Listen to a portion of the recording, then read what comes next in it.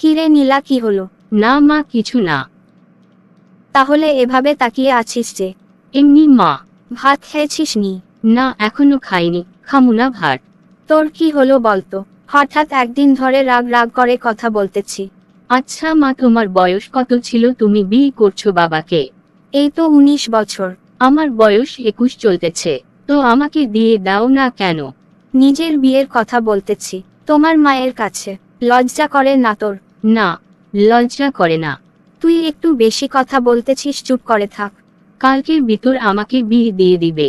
কিন্তু ছেলে ভাবি কোথায়? আমি জানি না ছেলে তোমরা কোথায় থেকে পাবা, আমি কালকে বিয়ে করব। সেটা তোর বাবাকে গিয়ে বল। তোর লজ্জা শরম বলতে কিছুই নেই। তোর নিজের মা বাবাকে বলতে পারিস এই কথাগুলো তুই বিয়ে করবি? না, আমার কাছে লজ্জা শরম নাই। আমি কালকের মধ্যেও বিয়ে করতে চাই। আমি পারমু না, পারলে তোর বাবাকে গিয়ে বল। মা, তুমি বলে দাও না। আমি পারমু না, তোর বিয়ে করতে ইচ্ছে করতেছে, তুই নিজে গিয়ে তোর বাবাকে বল। বিকালে হলেই বলবো বাবাকে, তুমিও বলো।